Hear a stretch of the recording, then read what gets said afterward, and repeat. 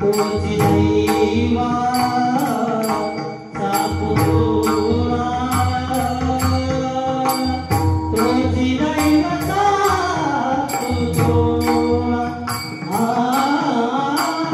आणि नोय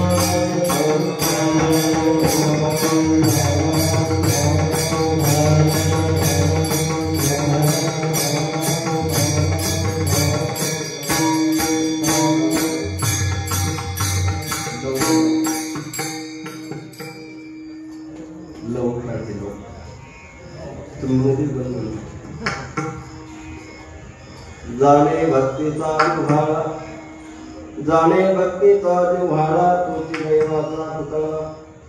अनेक नो ही माझी मना, हुका पंडित शहाणा. नामरूपे जडले चित्त त्याचा दास मी अंकित आणि कोण ही माझी मना हुका पंडित शहाणा तुका म्हणे नववीत भक्ती जाणे तुझी शुद्ध आणि कोण ही माझी मना हुका पंडित शहाणा पांडुरंगा करो प्रथम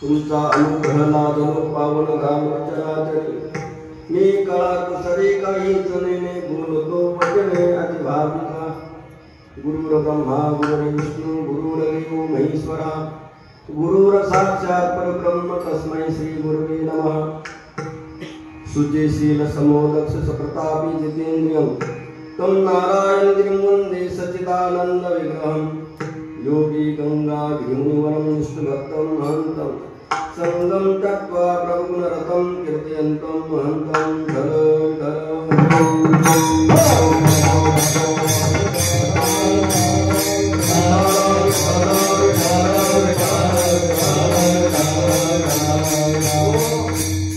सद्गुरु योगीराज गंगागिरीजी महाराज कृपाशीर्वादानं ब्रह्मलीन सद्गुरु श्री नारायणगिरीजी महाराजांच्या कृपाशीर्वादानं सद्गुरु श्री स्वामी रामगिरीजी महाराजांच्या प्रेरणेनं तथा समस्त ग्रामस्थ मंडळी मंगळपूरकर यांच्या सहयोगानं दरवर्षीच्या सालाबादप्रमाणे 50व्या वर्षाचं पदार्पण करणारा हा अखंड हरिनाम सप्ताह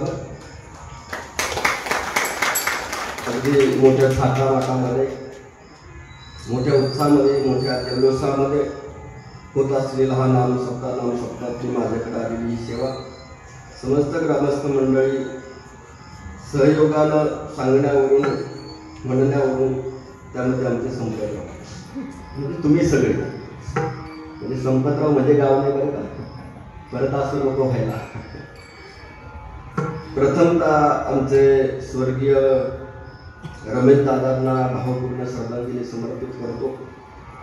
या वर्षीच्या सप्ताहामध्ये आमचे दादा नाही आहेत, आपल्या सगळ्यांच्याच मनामध्ये जी खंत आहे आपण सगळे या मंडपामध्ये या नियोजनामध्ये या टाळकऱ्यांच्या मध्ये या भजनांच्या मध्ये आपण सगळे दादांना बघत असायचो, पण आज दादा आपल्याला दिसत नाही आहेत। जाणं तर प्रत्येकाला आहे, प्रत्येक जण जातच असतो, आला तो जाणारच आहे, पण त्याचा काही कालखंड असा असतो की माणसांना चुनचुन लावून जातं।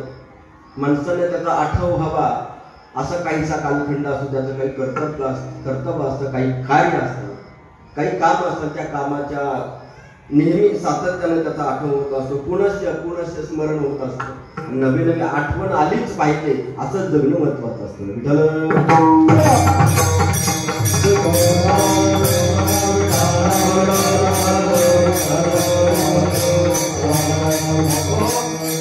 आठवण कशी येऊ पण आली पाहिजे, चांगली येऊ नाही तर वाईट येऊ पण आली पाहिजे, हे महत्वाचं आहे। दादांच्या नंतर आमचे विलास भाऊ आहेत, त्यांचे चुलत आमचे नाना आहेत, केशव नाना खूप जीव लावायचे मला, मी लहान होतो, म्हणजे आता खूप मोठा झाला असं नाही, नानांच्या पेक्षा मी लहानच आहे, आताही लहानच आहे, पण नाना खूप जीव लावायचे मला, वाईली वाटत म्हणायचे तुम्हाला काय पाहिजे जेवायला, नाना विचारायचे मला, मी ज्ञानेश्वरी वाचायला असायचो ना त्यावेळेला दादा मळ्यात गावात आले की मळ्यामध्ये आम्ही असायचो, नाना आम्ही बसायचो, मला वाटतं डॉक्टर असायचे, बसलं की नाना मला म्हणायचे तिथं कसं असतं काय असतं, तुम्हाला काय आवडतं खायला, खूप काळजी घ्यायची नाना खरं सांगूच का, पुनश्च परत परत परत परत मला नानांची आठवण येते, आताही आठवण येते नाना, फक्त एवढंच आहे की तुमची भेट कुठं घ्यावी हा मला वेळ लागत नाही, आणि सहयोग घडून येत नाही, आज सहयोग घडून आला या कीर्तनाच्या माध्यमातून. विठ्ठल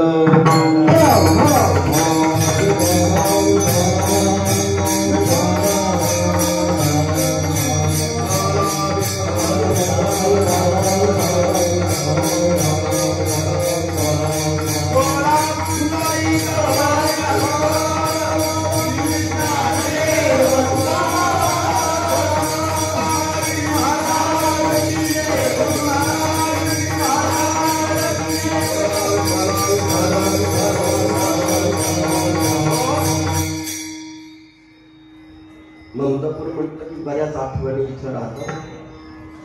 ममदापूर गाव म्हणजे गुरुवर्य रामगिरीचे बाबा गादीवर बसण्याच्या अगोदरच्या बऱ्याच आठवणी इथं जोडलेल्या आहेत. गुरुवर्य ब्रह्मलीन सद्गुरू श्री नारायणगिरीजी महाराज ममदापूर म्हटलं की बऱ्याच आठवणी पुनश्च एक वर नव्या होत असतात, नूतन होत असतात. असं असलेलं हे आपलं ममदापूर गाव आहे. गुरुवर्य महाराजांच्यावर आतोनात प्रेम करणारं हे गाव आहे. जीवापार प्रेम करणारी सर्व मंडळी आहेत. सरला बेट म्हटलं की जीव कासावीस होणार असं असलेलं हे गाव आहे. गोकुळ अष्टमी आताचे असलेले गादीपती सद्गुरू रामगिरीजी बाबांच्याकडे होती. काला म्हटलं की गुरुवारी महाराजांच्या वार्षिक गोकुळ अष्टमी कुठं असेल तर आम्ही बेतात बसतो की आम्ही म्हणायचो आज महाराज कुठं असतील तर ममदापुरात असतो, उद्या महाराजांचं कीर्तन करायला असं आम्ही नेहमी म्हणायचो. तीच गोकुळ अष्टमी आता फिक्स राहिली नाही, काला फिक्स झाला. एवढं प्रेम गादीवरले दोन महंत विद्यमान असलेले अभूतपूर्व काळामध्ये गेले म्हणजे ब्रह्मलीन सद्गुरू श्री नारायणगिरीजी महाराज आणि आता वर्तमान गादीवर असलेले सद्गुरू श्री रामगिरीजी बाबा. या दोनही महात्म्यांच्या बाबतीमध्ये ममदापूर गाव म्हटलं की ऐतिहासिक असलेल्या काही आठवणी जोडलेल्या आहेत. दादांचं गुरुवारी महाराजांच्यावर आतोनात प्रेम असायचं. काळाच्या ओघामध्ये त्यांना काही कमी जादा पण वाटला असेल, नंतर मग आताचे असलेले सद्गुरू श्री रामगिरीजी बाबांच्यावर आतोनात त्यांनी प्रेम केलं. म्हणजे महाराजांचं वरचं कमी केलं असं त्यातला अर्थ नाही. त्यांनी खूप प्रेम केलं महाराजांच्यावरही. विद्यमान गादीवर जे कोणी असतं त्या अवतीभोवती काय होतं काय न होतं याकडे न पाहता आपलं कमळ जे आहे त्या कमळातला फरक काय आहे हे आपण बघितलं पाहिजे. अवतीभोवती असलेलं काय आहे ते आता मी शब्द वापरत नाही, न वापरणं चांगलं आहे. बरं करा ते सकाळी मला असं भीती वाटत बोलावं नाही बोलावं नाही.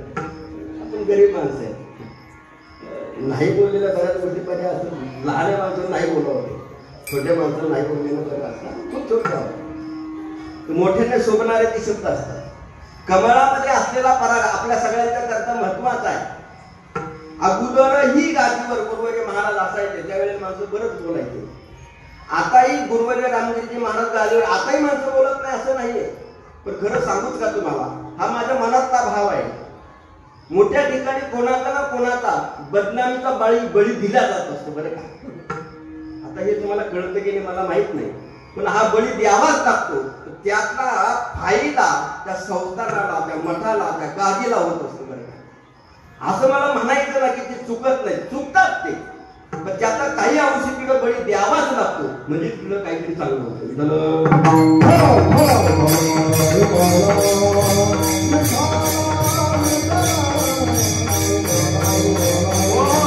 तुम्ही सर्वांनी गुरुवर्य महाराजांच्या काळामध्ये तुमच्याकडून आम्हाला बरंच काही शिकायला मिळालं.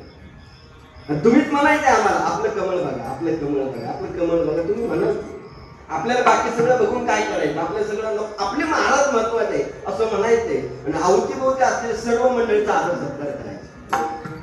त्यांचा आदर सत्कार काय करायचे हे आपल्या महाराजांना सांभाळतो असं म्हणायचो आपण.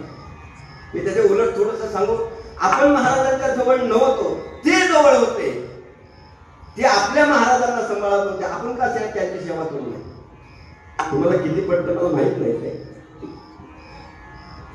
आपण त्यांची सेवा का करत होतो. मी एकदा महाराजांना सुद्धा म्हणालो होतो, आता खोलीत बसलो तेव्हा म्हणलं आपण नव्हतो महाराजांच्या बरोबर, ते होते त्यांनी सेवा केली, आपल्याकडून झाली नाही. त्यांना दोष देण्यापेक्षा बहुधा आपण त्यांचे आभार मानले पाहिजे. परदेशामध्ये एखादा मुलगा आपला नोकरीला जास्त पैसा कमवतो पण एखादा अडाणी असं अशिक्षित आहे पण आई वडिलांना तांबे भरून देतो. मोठा कोण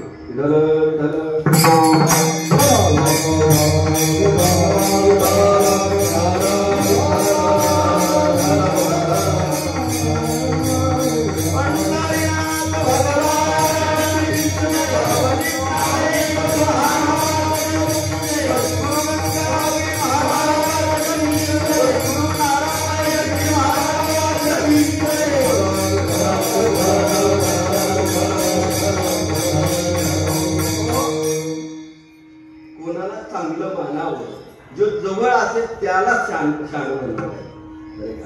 जो जवळ असेल त्यालाच मानलं पाहिजे आणि त्याचीच आभार राहिली पाहिजे. ही सगळ्यात महत्वाची बाब. आपल्या सगळ्यांच्या करता गुरुवर्य महाराजांची जी जवळ होती ती सेवा करत होते. आताही आपल्या सगळ्यांच्या करता जी महाराजांच्या जवळ आहे ती सेवा करतात. आपल्याकडून होत नाही. आपण जातो गुरुवर. आता काळ कसा आहे, मागचा काळ कसा होता मला तरी माहित नसेल पण तुम्हाला कळतो. जर असलं तर तुम्ही त्याकडे दुर्लक्ष करा असं मला एवढंच म्हणायचं.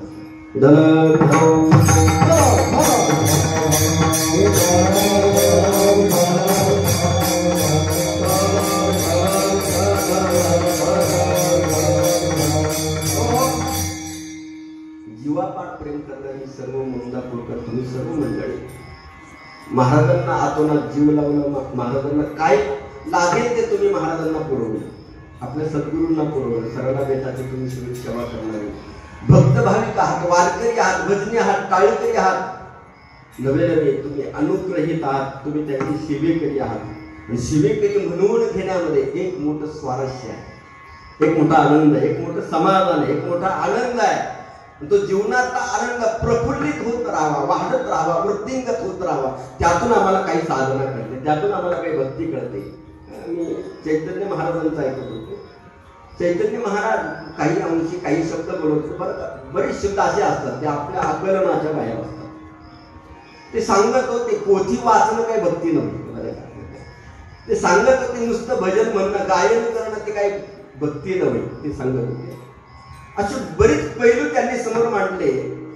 हे करणं भक्ती नाही, ते करणं भक्ती नाही, हे करणं भक्ती नाही, हे करणं भक्ती नाही. बरेच पैलू त्यांनी समोर मांडले. मी ऐकता ऐकता माझ्या मनात मध्येच प्रश्न निर्माण झाला. मग कशाला म्हणायची भक्ती ऐकत होतो मी, माझ्याच मनात प्रश्न निर्माण झाला. पोथी वाचणं भक्ती नाही, भजन करणं भक्ती नाही, श्रवण करणं भक्ती नाही, तीर्थाला जाणं भक्ती नाही, देवाला जाणं भक्ती नाही, नुसतं दर्शन करणं सुद्धा भक्ती नाही. ते सांगत होते. तुम्ही मला कशाला भक्ती म्हणायचं? ज्या कृतीमध्ये जर भाव सुद्धा असेल तर भक्ती.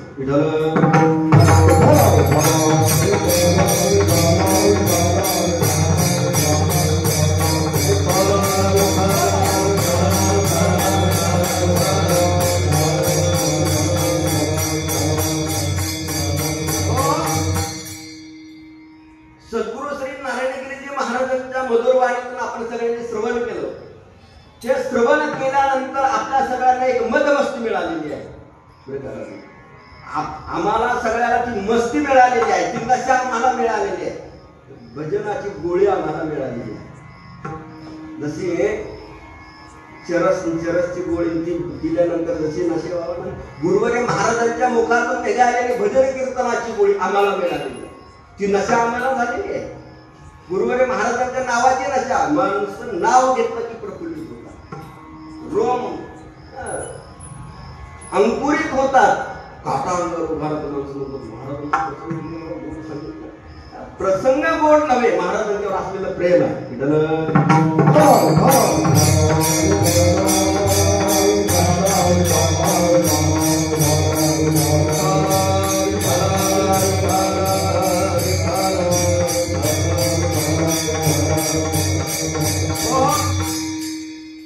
काय वाणी होती महाराजांची.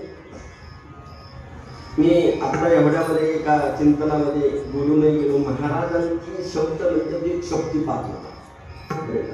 महाराज कीर्तन करायचे तो शक्तिपात करायचे.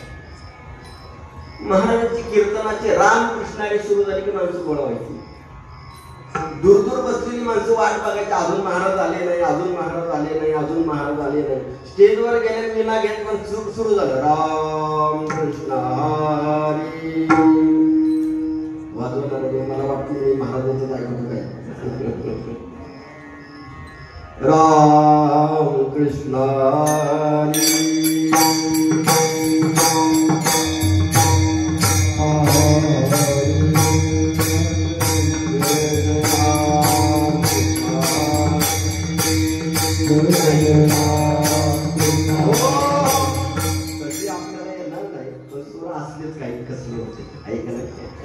असे सरळ रामकृष्णारी माणसं म्हणायचे. खरं सांगूच का आमची माऊली गेलो जाधव माऊली जन्माची जमायची जाधव माऊली महाराज जाधव काय शेप आवाज काढायचं. ज्यांनी तो आवाज काढला की नाही काही काळ मला मेळ लागत नसेल. माऊली तर महाराज आहे. जर समोर नसलं तर माऊलीचं ऐकलं असावं मग महाराजांचं दुसऱ्या दिवशी असावं असं काहीच होतं. कसं असलं सेम आवाज काढायचे. महाराजांची ठेवण सुद्धा असं हात बोलायचे. महाराज असा हात काढायचे काय ते गेलेत. ते आता शिव झाले.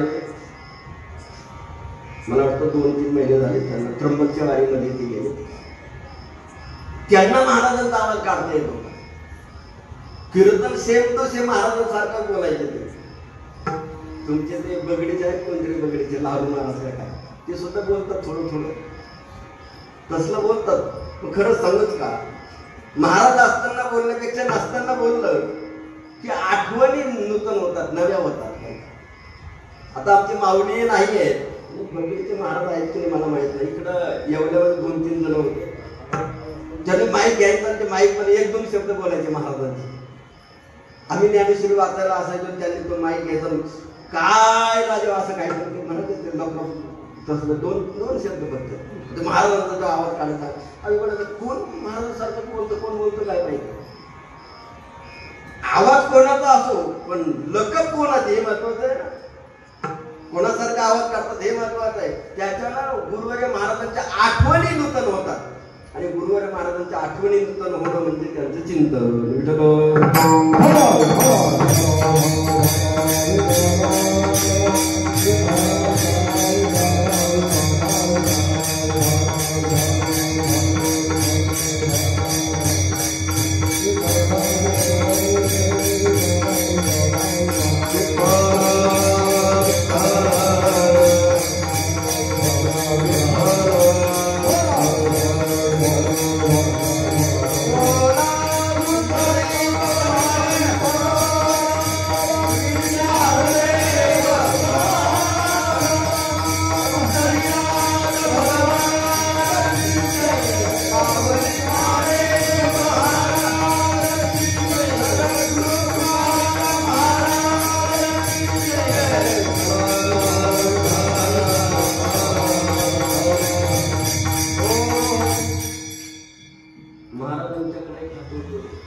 समाज ऐक्याची एक हातोटी होती महाराज.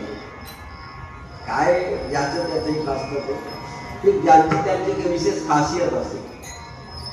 सामाजिक ऐक्य कसं साधता येईल ते महाराजांकडे कौशल्य होतं.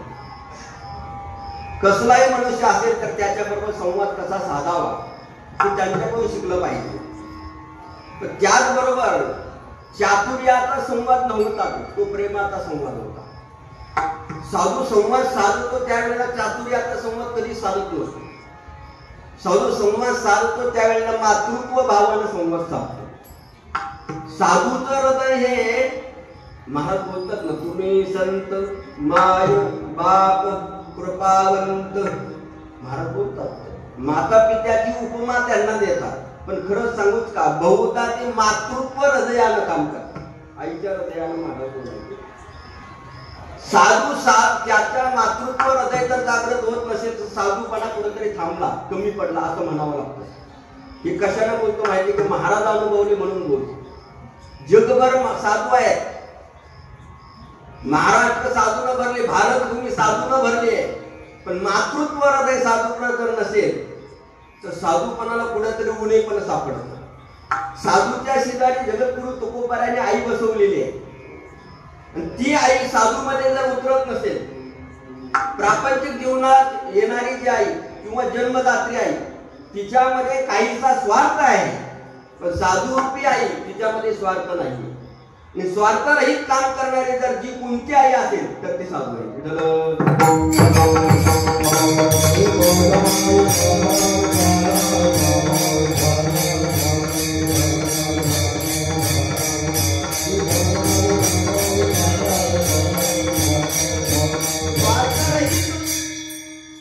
करणारी जी आई असते ती साधू असतात.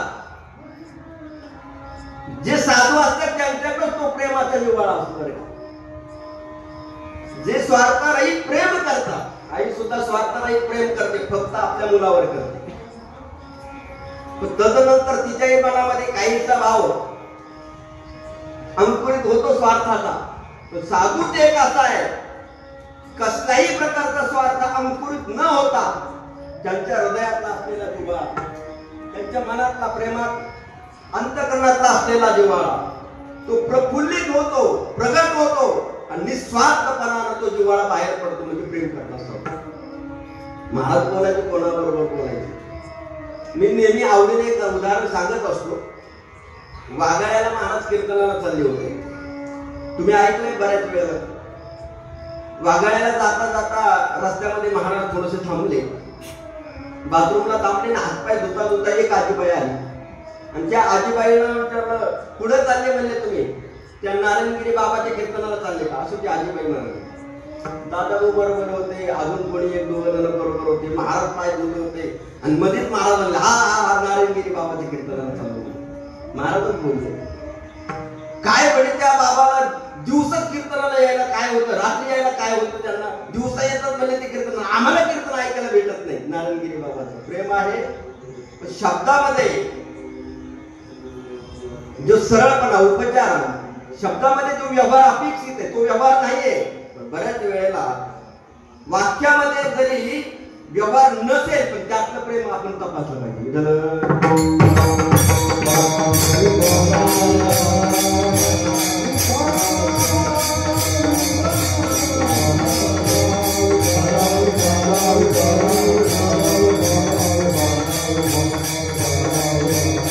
देवाच्या बाबतीतही असंच आहे.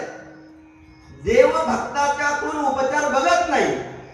देव भक्ताच्या बोलण्यामध्ये व्यवहार बघत नाही, त्यात प्रेमच बघतो. साधू सुद्धा तेच करतो. साधू तरी तेच करतोय.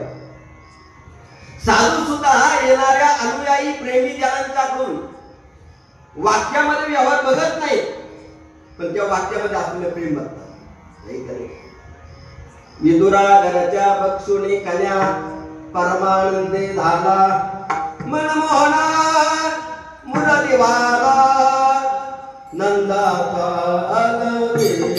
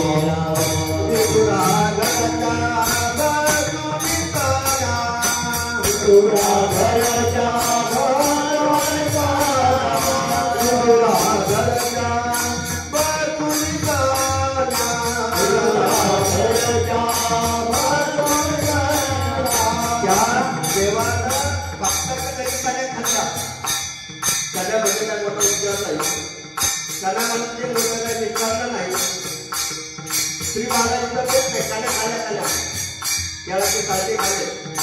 त्या उपचारामध्ये कसल्या प्रकारचा सुसंगतपणा नाहीये.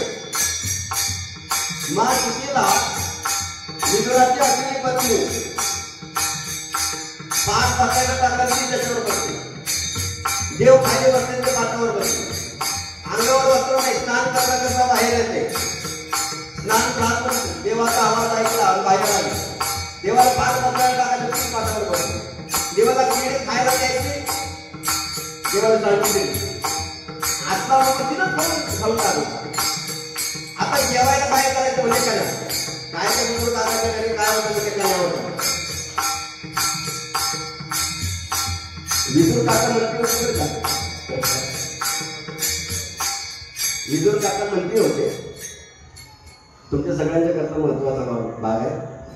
विदुर काका मंत्री होते पण माझे झाले तेव्हा झोपडीत राहत होते.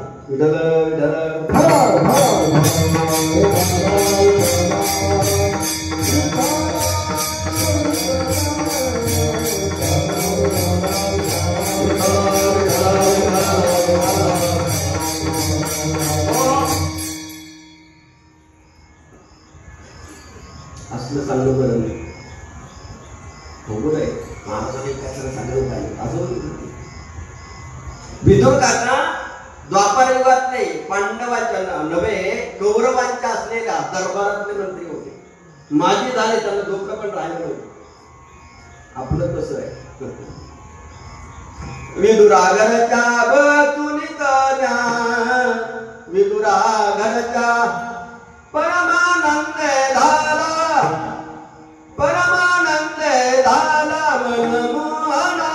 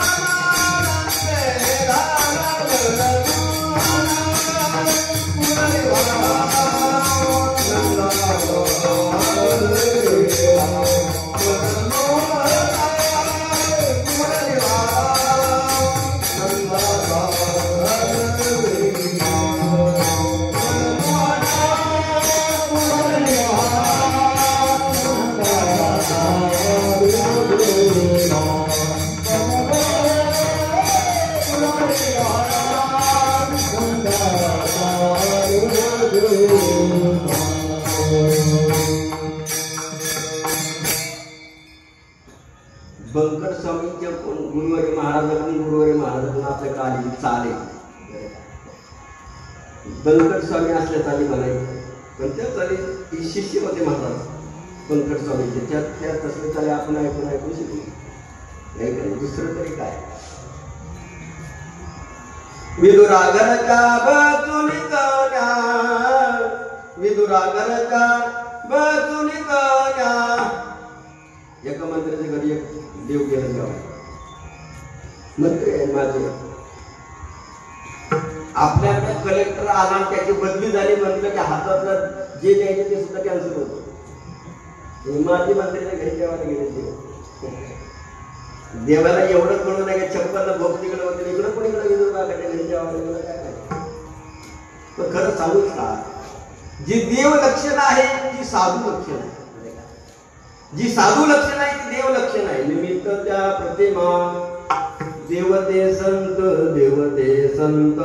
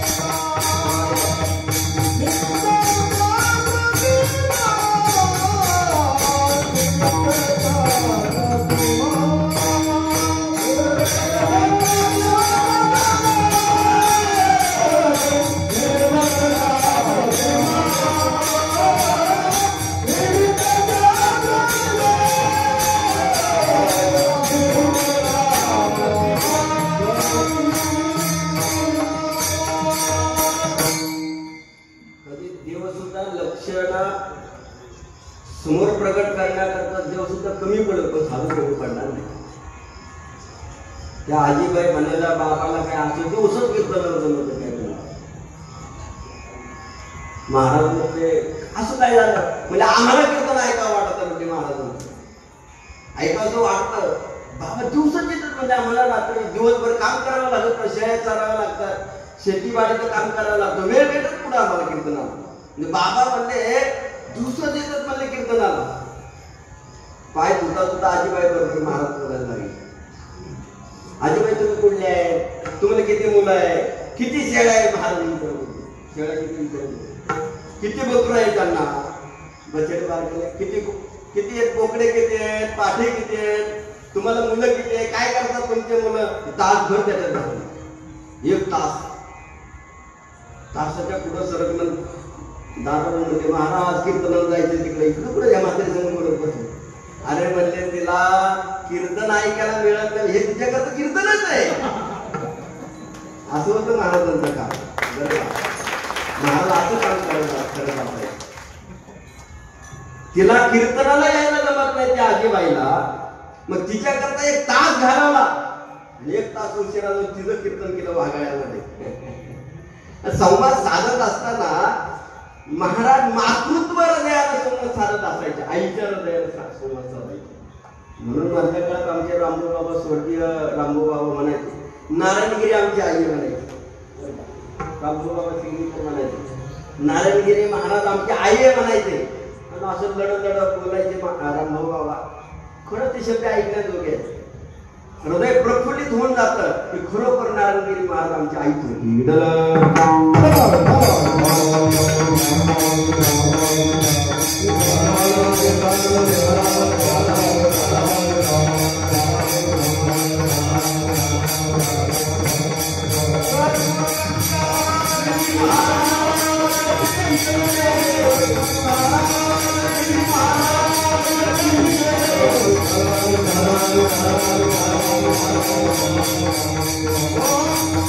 ज्यांनी अनुभवले ते माणसं घराच्या बाहेर निघत नाही, ते म्हणतात नको महाराजाचा आवाज येत नाही आम्हाला ऐकायला मिळत. अशी अशी माणसं भेटतात की म्हणतात आज आम्हाला महाराजांचा आवाज ऐकायला येत नाही, आम्ही कोणाचंच कीर्तन ऐकत नाही असं म्हणतात माणसं. आम्ही सांगतो त्यांना तसं नाहीये. परंपरेनं गादीवर जो मनुष्य येतो ते महाराज आपलेच असतात. त्या महाराजांची आभा त्यांच्यात उतरत असते, ती प्रतिमा त्यांच्यात उतरत असते. आता थोडी पुढे माणसं यायला लागली. सुरुवातीच्या मधल्या काळात माणसं बाहेरच पडत नसायची. त्यांचं हृदय ज्या गुरुवारी नारायणगिरी महाराज नावानं कोरलं होतं ना, ते पुसण्याला तयार नव्हती माणसं मधल्या काळामध्ये. बरीच माणसं अशी बाजूला राहायची. समजून सांगावं लागायचं, कारण बेट आपलं आहे, महाराज आपले आहेत, गादीवर बसले ते महाराजही आपलेच आहे. हे तुमच्यापर्यंत पोहोचलं नसेल तर पण आम्हाला माहिती आहे तुम्ही कुठलं आणलं पाहिजे महाराज, असं नको आहे. त्याला समजावं लागतं. थोडं मागचं सांगू तुम्हाला. गुरुवर्य नारायणगिरी महाराजांच्या काळातही असंच होतं. त्या पुरणगावचे कोणी ठोंबरे म्हणून होते, मला नाव माहित नाही, त्या ठोंबरे काकाच्या घरातले कोणीतरी होते. भाऊसाहेब पाटील ठोंबरे ना, त्यांच्या घरातलं कोणीतरी होतं. महाराजांकडे पाया पडायला आले, भेटत आले का ते काय म्हणायचे माहिती, समोर एकीने नावाला बोलायचे, ते म्हणायचे मी तुझ्या पाया पडत नाही असं म्हणायचे.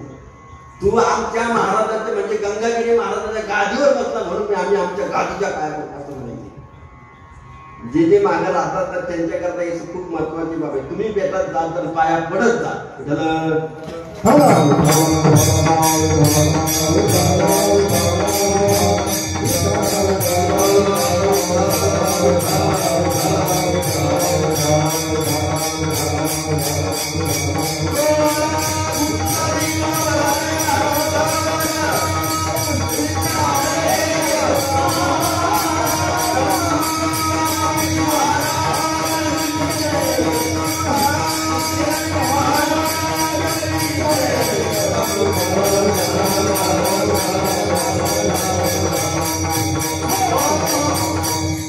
किंतु परंतु मनात प्रश्न येऊच नाही, येऊच देऊ नये. ते म्हणायचे अरे तू आमच्या गादीवर बसला, आमच्या महाराजांच्या म्हणजे गंगागिरी महाराजांच्या गादीवर बसला असं म्हणायचं. तोंडावर म्हणायचं ते आणि पाया पडायचं. मला सांगा, पाया पडत होते हे खरं होतं का बोलत होती हे खरं होतं? अरे मनातली श्रद्धा होती हे खरं होतं.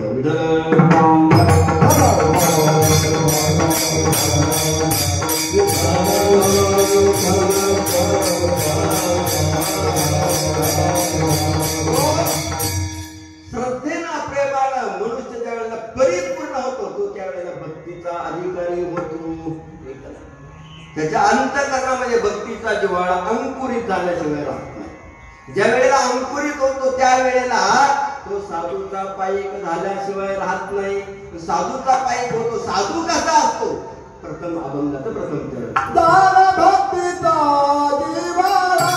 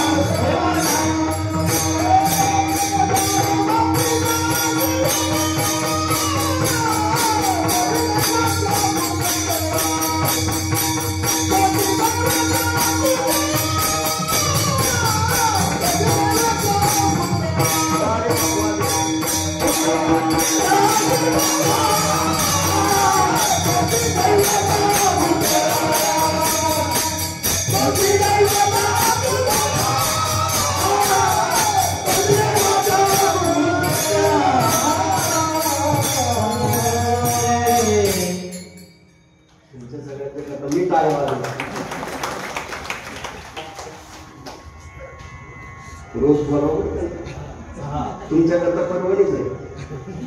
आवाज तर गोड आहे पण चालीचं भांडार आहे त्यांच्याकडे. कसे तुमच्यात सापडले ते कशा नवनवीन चाली बाहेर पडायला शिकले ते आमच्याकडे येतात त्यावेळेला तिकडे असल्या चाली भारी बाहेर काढत नाहीत. ते खाली आल्यावर भारी भारी चाली काढत. मी तिकडे आले की मी सांगत होतो आमचे राजे आमचे राजे. चिडल्या राजांना राग येतो की काय म्हणून घाबरतात की काय मला कळलं नाही. त्यांचं नाव शिवाजी आहे. आणि शिवाजी म्हणण्याच्या मी राजे डायरेक्ट राजे म्हणतो. आहेच खरे राजेच आहे. भजनातले राजेच आहे. चालीचा भंडार आहे. आवाज गोड आहे पण त्या आवाजाला चाली सुद्धा अतिशय गोड आहे. अतिशय गोड आहे. 4-7 दिवस जरा हे सोडून नका त्यांना. तिथं सुद्धा नवनवीन चाली शिकवले. आणि आवाजाचा रियाज त्यांच्याकडून करून घ्या. आवाजाचा रियाज कसा करा त्यांना माहिती.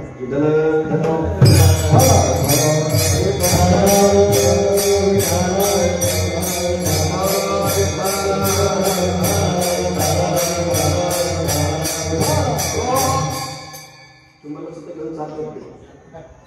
मला जास्त कळत नाही पण थोडं थोडं कळत. बरोबर घेऊन चालतात. असं समीकरण साधले की नाही असं वाटतं तुमच्या दोघं करतं मीच टाळ्या वाजवत. मला कधी पण वाटतं दुसऱ्या टाळ्या वाजवायला आपण. आज वाटतं की तुमच्याकरता मी वाजवायला पाहिजे टाळ्या. खूप गोड आहे. खूप गोड आहे. वाजवा ना तुम्ही. मी नाही वाजवत तुम्ही वाजवा. तुमच्या टाळ्या असल्या माझी एकच टाळी आहे. माझ्या टाळीचा आवाज येणार नाही म्हणून तुम्ही वाजवा.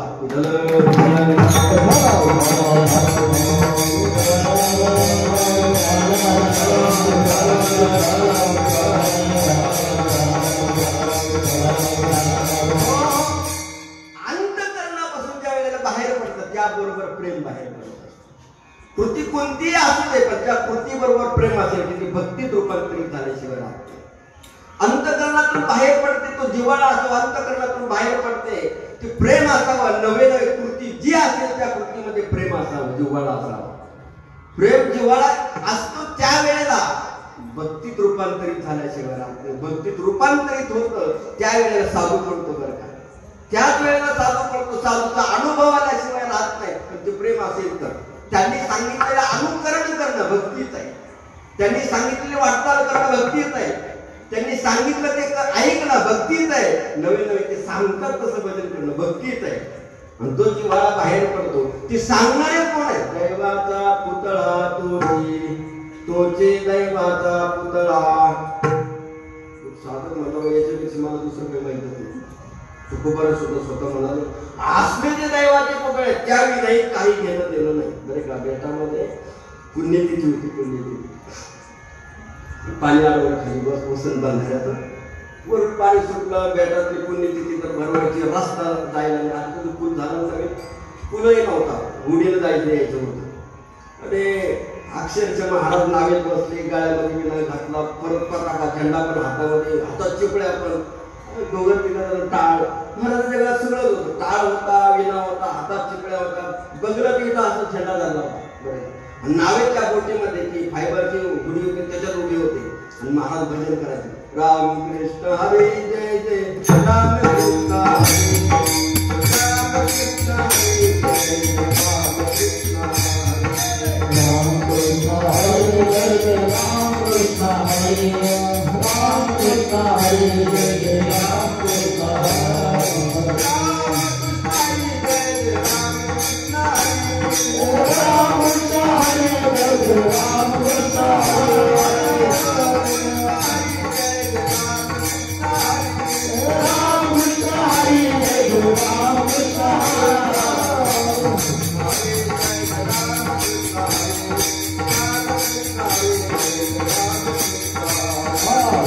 कृष्ण हरे जय राम कृष्ण हरे राम कृष्ण हरे जय राम कृष्ण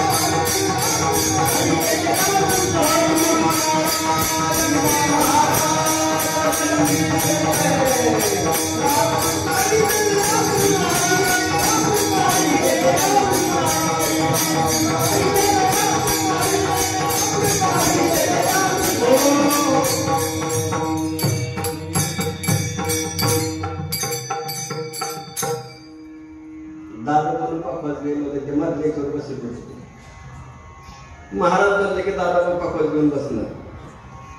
भरत महाराज त्याच्यात होते. दोन पोरं ते आवली आणायला होते. महाराज उभे होते. बाकी सगळं बसले होते. दादा बाप्पाने महाराज झाटका बसत आसाडा बसत. तू खाली बसला. तुम्ही खाली टावेल टाकला होता. चांगलं स्वच्छ केलेली होती गोळी. महाराज उभेच होते. हातामध्ये एका मोकळ्या हातामध्ये कागद करून अशी ओळख होती कागदाची. आणि एका बाजूने दिंडी गेली होती. रामभाऊ बाबा होते शिवकर. त्यांची दिंडी एका बाजूला पश्चिम गंगेकडून गेलेले. असं कमरा मांडी पाणी होते. त्याची कुठपणी करून गेले.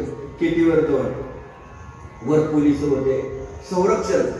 शेजारचं जे गाव होतं ज्यांच्या शेत्या चिपटून होते ते विरोधात होते. ते म्हणायचे पाणी सोडायचं नाही. महाराज म्हणत आमची पुण्य तिथे होण्याकरता पाणी सोडण्याशिवाय पर्याय नाही. परवाना आणलेला होता वर पोलीस होते संरक्षण. काही माणसं विरोधात नाही, काही करता येत नाही. महाराजांचे पण माणसं घाबरायचे. असं थडीवर उभी होती माणसं आणि हे दिंडीवाल्यांचं भजन चालू होतं. आणि खरं सांगूच का तर दिंडीमध्ये भजन म्हणत आमचे रामभाऊ बाबा होते. रामभाऊ बाबाला तिला एक अभंग स्कूल महाराजांचा अभंग होता तो. महाराजांचे शब्द त्याच्यात रचना होते. महाराज काय होते, महाराज कसे होते.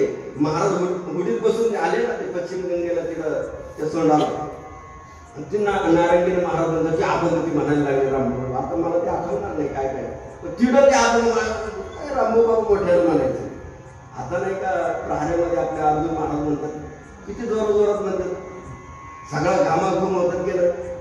रामभाऊ बाबा सुद्धा घामाघूम व्हायचं. शिंगेला आहे म्हणूनच ना शिंगेलाच राहते ते. रामभाऊ बाबा कुठे होते बरी परंपरा आहे की गोड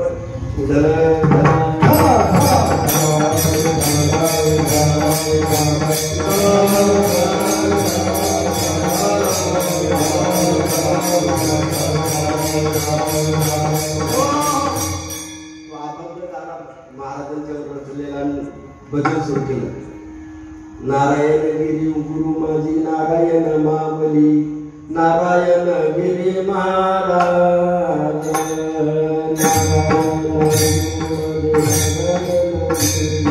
नारायण गिरी गुरु नारायण गिरी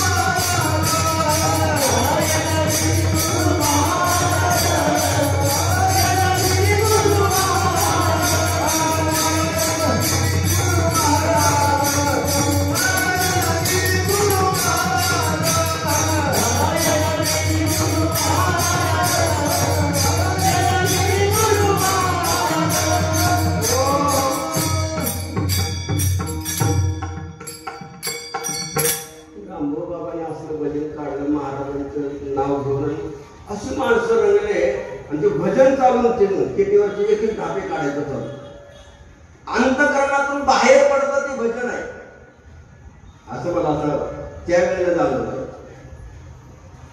प्रेमी श्रद्धायुक्त असलेल्या अंतकरणानं जे गायला काय साधूला गायला असेल देवाला गायला असेल तुझी मला बाहेर पडलेला ते प्रेम बाहेर पडलेलं आहे. ते बाहेर पडलेलं प्रेम त्यांच्या त्या कृतीतून बाहेर पडलं. आणि कनु हे माझे मना होका पंडित शहाणा आणि कनु हे माझे मना आणि कनु हे माझे मना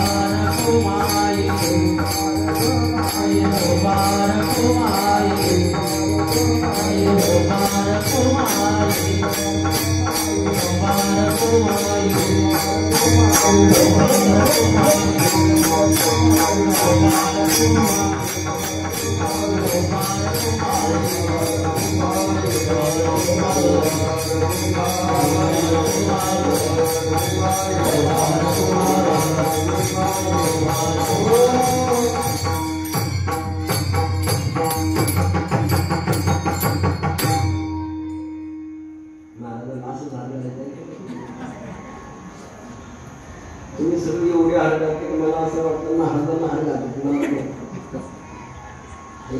कुणाला घातले गुरुवारी महाराजांना घातले. आपण सगळे महाराजांची भक्त आहोत, शरला बेटाचे भक्त आहोत आपण सगळे. आता जे गादीपती सद्गुरू श्री राममूर्ती बाबाची भक्त आहोत आपण, त्यांचे प्रेमी आहोत. त्यांच्या मुखारविंदातून जे ग्रहण करायला मिळतं ते आपल्याकरता प्रसाद.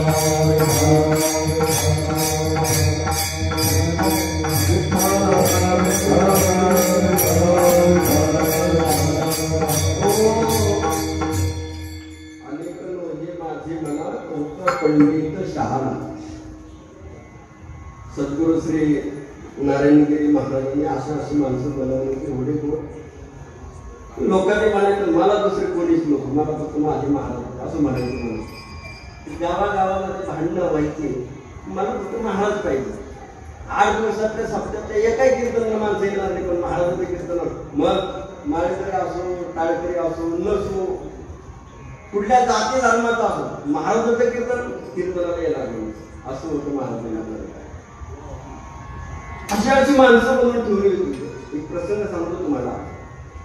पायगुडे महाराजांचं आपल्या आंबोऱ्याला कीर्तन होतं, संगमनेर तालुक्यात आंबोरा. कालच भेटले मला ते तुमचे वाघमोडे. कीर्तन चालू होतं, कीर्तनामध्ये काहीतरी शब्द गेला त्यांच्या महाराजांचं. कीर्तन चालू होतं, कीर्तनामध्ये तो मनुष्य होता डोकं थोडीच म्हणत कीर्तन बोलत होते पायगुडे महाराज. महाराजांना बोलतो म्हणलं आमच्या काय करायचं म्हणे तुझं कीर्तन. घाबरलं ते पायगुडे महाराज. चांगला मोठा व्यक्तिमत्व होतं, चांगलं कीर्तन का चांगला होता. वाघमोडे म्हणून कोणाची वाघमोडे म्हणून काय आहे टाळगुडे त्यांनी मला सांगितलं. म्हणजे वाघमोडेचं डोकं फोडलं असं म्हणजे ते पायमोडे हे वाघमोडे ते पायमोडे हातात दगड घेतलं ते धावले लोकांची काहीतरी म्हणलं माझ्या महाराजाला बोलतो तू आणि हे म्हणा तू किती शहाणा आहे. हो का पंडित शहाणा, मला त्याची गरज नाही. लोकांनी हो केलं, त्याला शांत केलं. पायगुडे महाराजांनी तिथं माफी मागितली. म्हणजे मला महाराजांना बोलण्याचा उद्देश नव्हता, शब्द केला होता तो. असे म्हणजे महाराजांनी बनवले. सहज बोलता बोलता महाराजांनी भजनी बनवले. कीर्तन ऐकता कीर्तनात ते गवळण ऐकता ऐकता माणसं भजनाच्या गवळणी म्हणायला लागली. कीर्तन ऐकता ऐकता महाराजांच्या एक एक शब्दावर एक एक साधू तयार झाला. एक एक महाराज तयार झाला. महाराज एक एक कीर्तन ऐकत एक एक महाराज एक एक साधू तयार झाला. ते गोपालानंदगिरी मला वाटतं नाही काय काय माहिती. महाराजांकडे आले होते कधी पेटांमध्ये आणि शिव नाही का शिवराई तिकडे पुढे त्यांचा आश्रम होता. मला वाटतं नाही आहे त्या भागवत कथा करायची. ते महाराजांकडे आले होते. बराच टाइम संवाद साधला महाराजांच्या बरोबर. बरेच टाइम बोलले. काही शास्त्रवाद असेल काय बोलणं असेल माहित नाही, पण महाराजांच्या बरोबर खाली बसले मिळाले बोलत होते. बोलता बोलता बोलता शेवटी ते म्हणाले, त्यांचं बोलणं समाधान झालं आणि शेवटी ते म्हणाले महाराज तुम्ही मला ओळखलं नसेल, तुमचं कीर्तन झालं तर म्हणजे ते उपकरगाव डुगरगाव कुठे तिकडं ते कीर्तनाला मी होतो म्हणजे माझ्या लहानपणी जे कीर्तन ऐकून मी साधू चालू होतो. साधूचं कीर्तन कसं असतं, एकच कीर्तन ऐकून आयुष्यात परिवर्तन झालं. अशी कितीतरी आहे. आणि आशंका करता मला अनेक हे माझ्या मला म्हणायला काय अर्थ नाही. इतर माझ्या मनात नकोच आहे तुकोबाराय सिद्ध बोलतात. असे दैवाचे जर पुतळे असतील, गुरुवारी महाराजांच्या सारखे जर असतील तर आम्हाला इतरांचं काय करायचं असं साधक मंडळी तुकोबाराय म्हणतात. हो का पंडित शहाणा, किती शहाणा असला तरी आम्हाला नको, आमच्या महाराजांच्या पेक्षा मोठा नाही असा त्या साधकाचा त्या प्रेमीजनांचा भाव असतो.